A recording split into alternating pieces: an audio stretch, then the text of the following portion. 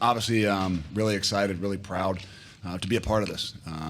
These guys have accepted me in the last 3.5 weeks, and this was an incredible night. I can be honest with you. I think these guys probably know I didn't exactly know what to expect, and I'm walking out of here really impressed with so many things, but most importantly, their love, their care for one another, their ability to keep fighting. I don't think I saw one negative body language or anything said on the sidelines. And always in games there's adversity and there's ups and downs. And I think if anything, obviously the win, but other than that was the most impressive thing I saw all night, and a lot of things to build on. So I really appreciate all these guys, Coach Leonard and everybody that it's made these last 3.5 weeks for me really a great experience. If you have any questions, please raise your hand. We'll get a mic to you. Please identify yourself by name and outlet. We have our first question. Start here on the far left. Yeah, Luke, Colton Bartholomew, Wisconsin State Journal. For the first half, you were really able to keep guys like Brennan Presley, their wide receiver, and a couple of their offensive weapons in check. What do you think was the difference between that first and second half that they were able to hit some of those big plays? I think that's what it is. It's some of the shots and big plays. I mean, those balls that go up are 50-50 balls, and they're going to come down with them. They're good football players, and I think in the first half maybe they were maybe a little bit more conservative. Thought maybe they could hit the other things and turn little ones into big plays, and the defense was just doing such a great job at everything. I mean, smothering them, tackling, leveraging the football, then maybe some bubbles.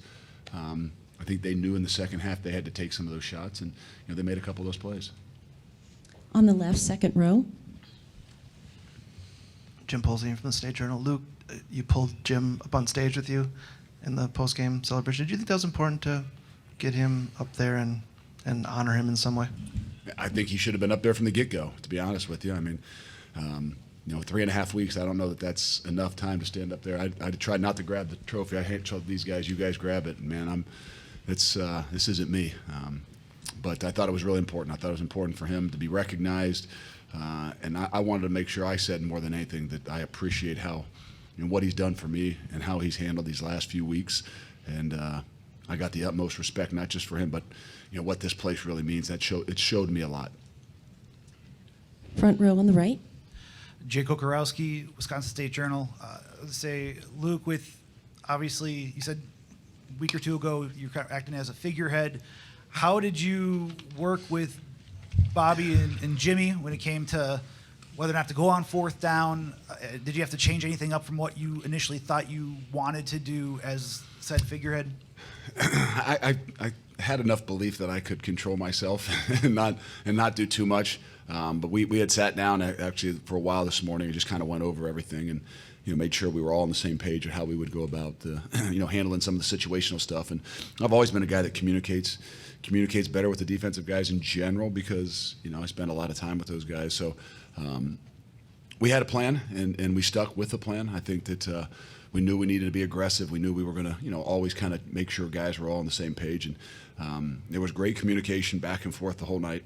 And like I said, I don't know that I could have done it any other way.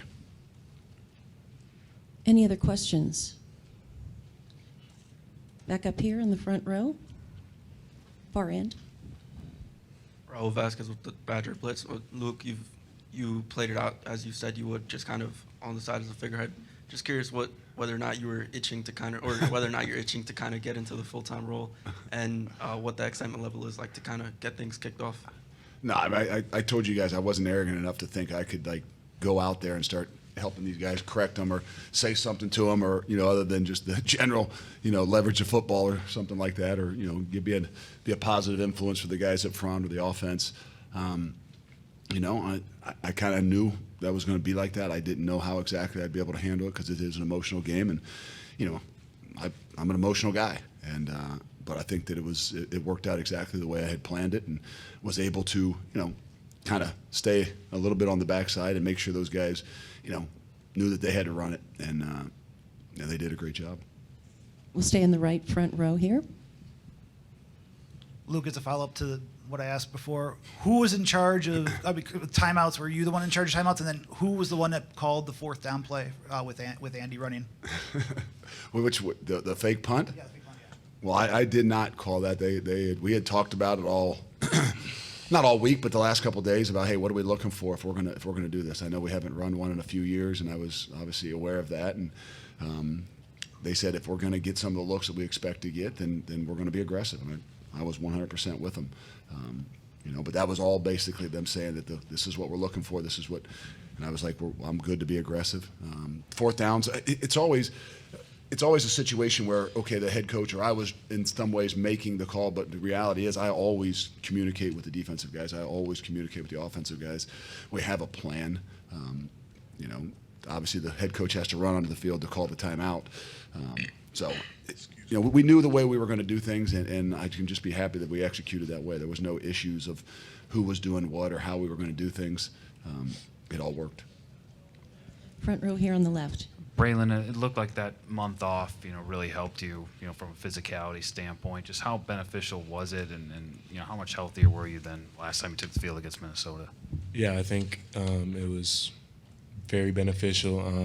I think the coaches did a great job, as we were getting kind of back into the swing of preparing for this game, kind of giving me, a manageable load to where I was getting in good work, but also, not putting too much of a beating, on my body throughout that preparation. So today I felt amazing. I'm just excited I was excited to be able to play, kind of feeling 100% again. It was just fun to play. We'll stay here on the left at the far end. Jordan, what do you think it says about your guys' defense that you played so well without guys like Keanu and Nick out there with you? Everybody understands it's a next man up mentality at Wisconsin. We lost Noonan, we lost Nick, but we still got to get the job done. We still got to, do our best on defense. And how we did it, we played together, we communicated, and we executed. So that's what happened. Second row left. Braelon, a two-parter for you. This has been a weird season, obviously, right? How important was it to go out on the right note? And then how excited are you?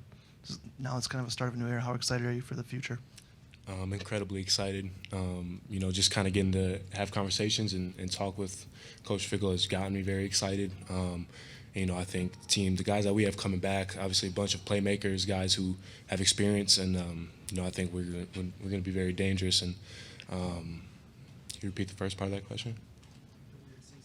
Yeah. That was huge. It was definitely exactly what we wanted. I'm not really an emotional person, but just thinking back on everything that we went through, start dating back to the spring with GB, and kind of just up and downs throughout the season, and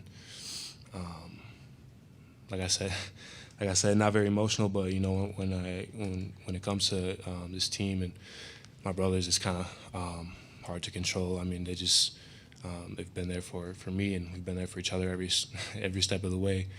I can't thank them enough. I was very appreciative. Like I said, we ended it exactly the way we wanted to. Just happened to get the win. Front row on the right. Say, Luke, talking about Chase and his play today, how would you define him? Obviously, and do you foresee him coming back next year as well?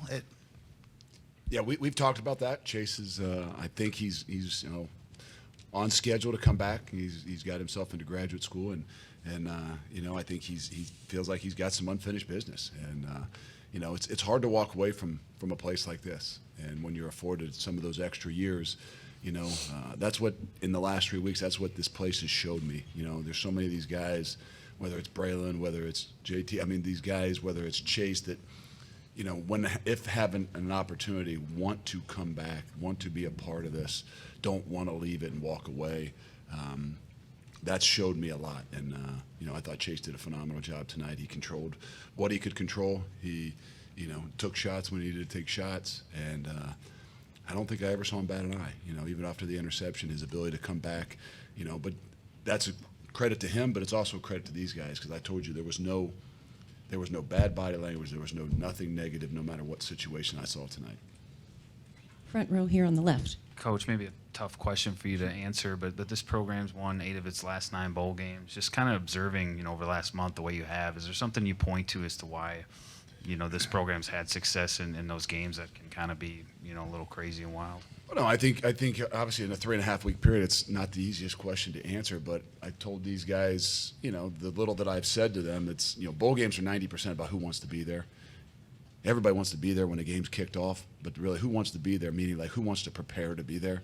And I really do believe that. And like I said, I'm not sure I knew exactly what to expect completely tonight, but I know what I've seen of the last 3.5 weeks.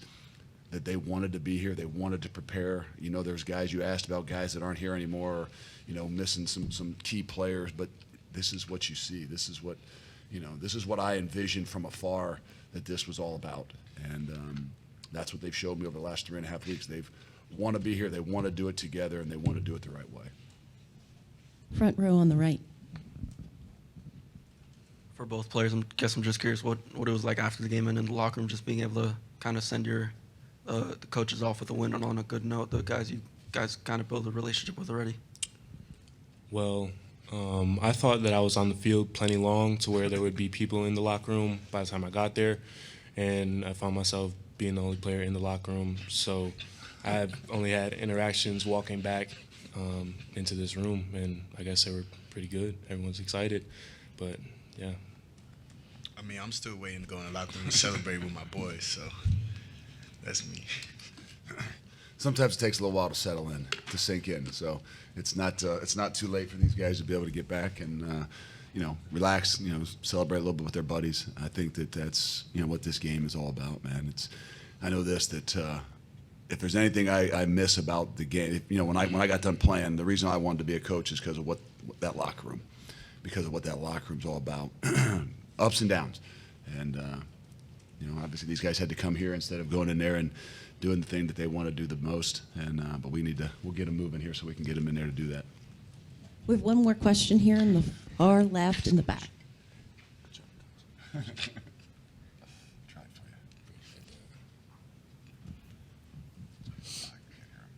This one's for Coach. Nick Bruzewitz, Wisconsin Student Radio, WSUM. Recognizing how well the Badgers have traditionally ran the football and how often the air raid idea has been thrown up in the last few days, how important is it to you to maintain that edge that the Wisconsin Badgers, with running backs like Braelon and JT and Ron Dane and everyone, has really just developed as a culture here? It's everything. I mean, if anybody that's, doesn't matter. You don't have to be the smartest guy in the world, but you walk in here and the greatest thing I wanted to do, I knew what I knew from afar, but what I really wanted to do over the last 3.5 weeks is make sure I can evaluate and see what this place is really all about. And just because you might look different, just because you might have a title next to your name, whatever that is, whether a style of offense, so to speak, what makes Wisconsin great, what has made Wisconsin great, isn't going to change. And we would be fools to think that we aren't going to be what this place historically has been. Now, how you do things and how it looks may be a little bit different, but we're never going to let this thing lose its edge, let us lose our edge for what's going to give us a chance to win. Okay, our final question will be here on the right in the very back.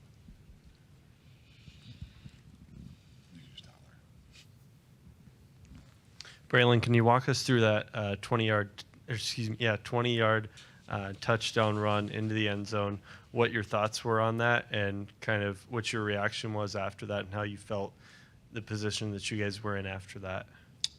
I mean, it's kind of just a inside zone scheme and huge hole. I kind of mentioned it after the game. The O-line did a phenomenal job today, just creating space and, made it really easy for all the running backs that were in today. And, Chim did a great job blocking downfield on the corner, and I was pretty much had a two-way go, just hit the outside, and, Chim held his block well and was able to get into the end zone. For more information, you can visit TulsaWorld.com.